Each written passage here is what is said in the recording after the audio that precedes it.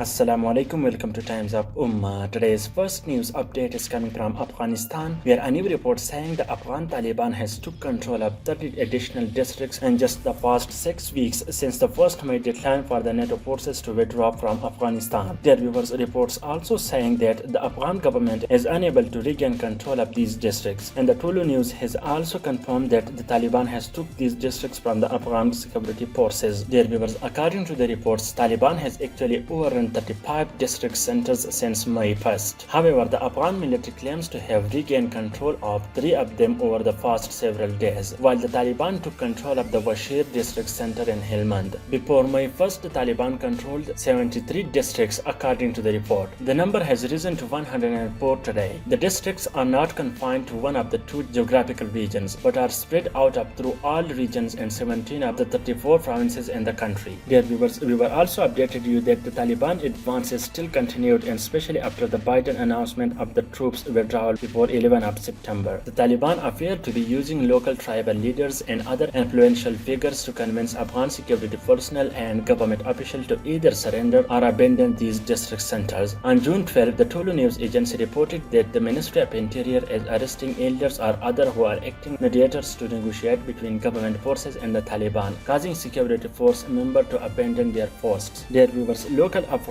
want the Ahmadi Islami to rule the country and implement the Islamic laws, but the Afghan government have made propaganda in the past years that the Taliban want power by the force. Dear viewers, here I also tell you that the Taliban has taken advantage of the end of the United States air support for the Afghan forces, which kept the Taliban from taking provincial capitals and is consolidating its control of the remote districts. It is likely that the Taliban will launch the next phase of its offensive to take control of entire provinces, first in the south and east, while keeping up the pressure in the north and west with the ultimate goal of the taking control of Kabul. The latest report shows that thousands of Afghans have surrendered under the Taliban, and many of these have joined the Amarat Islami. Dear viewers, most of the Muslim countries struggling to bring peace to the country, but Taliban has continued its attacks and they want to conquer more districts.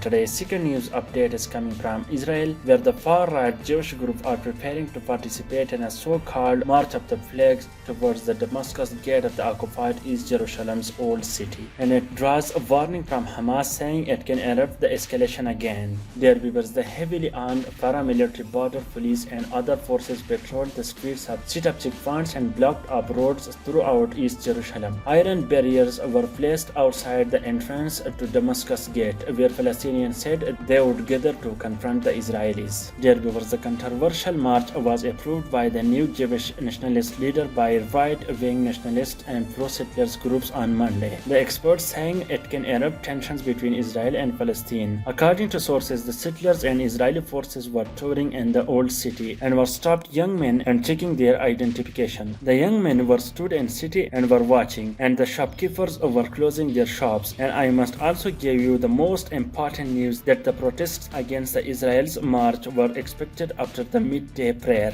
Dear viewers, the march is planned despite high tensions over the forced displacement of the Palestinians in the Sheikh Jarrah. Dear viewers, it also comes as a fragile ceasefire is holding in the besieged Gaza Strip following the Israel's 11 days military bombardment of the enclave, which killed 253 people including 66 children. At least 3 Israelis were killed by rockets fired from Palestinian armed group in Gaza during the escalation in violence. Palestinian faction in occupied West Bank have called for a day of rage against the march. Last month, the Israeli crackdown on protesters at the Al-Aqsa Mosque compound left hundreds of Palestinians wounded. The Palestinian Prime Minister has said this is a provocation of our people and an aggression against our Jerusalem and our holy sites. An original march on May 10 was rerouted at the last minute as tension in Jerusalem had escalated. Israeli rightists accused government of caving into Hamas by changing its routes. They rescheduled the procession after Egyptian-mediated Gaza truce took hold.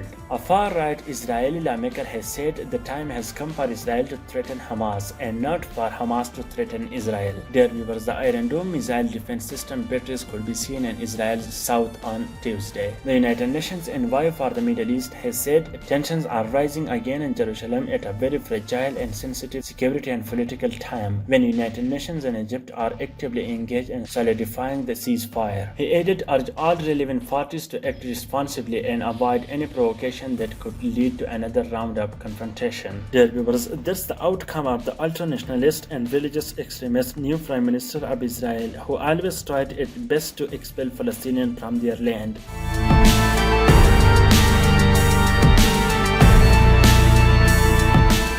Today's third news update is coming from Israel, where the Israeli army has launched air raids on Gaza on Wednesday after blamed Palestinian was launched incendiary balloons toward Israel. In a statement, the Israeli army has said it attacked Hamas compounds and that it was ready for all scenarios, including renewed fighting in the face of continued terrorist act emanating from Gaza. It added that the raids were a response to the launching of the balloons, which the Israeli fire brigades reported caused 20 fires in open fields and communities near the Gaza border. The Palestinians told the AFP news agency that the raids targeted at least one site in Khan Yunis, but there were no immediate reports of casualties and deaths. The air raids marked the first major flare-up between Israel and Gaza since a ceasefire on May 21st ended Israel's 11 days assault on the territory, which killed 256 Palestinians, including 66 children according to the Gaza authorities. 12 people in Israel were also killed by the rocket fire from the enclave. Dear viewers, these are the first raids after the ultra-nationalist Taliban came in power just days before. As I told you that it could be a great coup for the Muslim community, and now you've seen what he did. Dear viewers, the new government approved a provocative march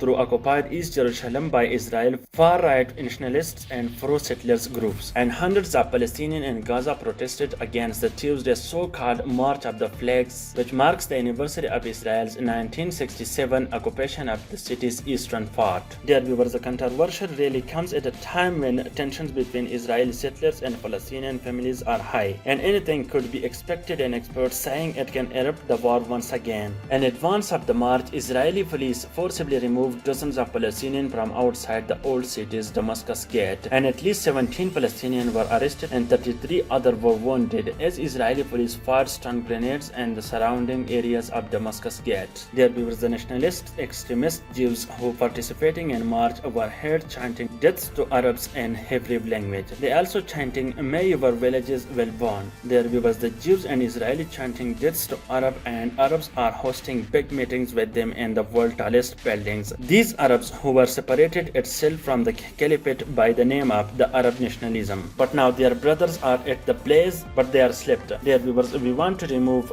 Bennett from the power to stop the violence. On the other hand, it can erupt the escalation once again, and this time it will be more different. Dear viewers, if you want to watch top news of the day, please subscribe Times of Ummah.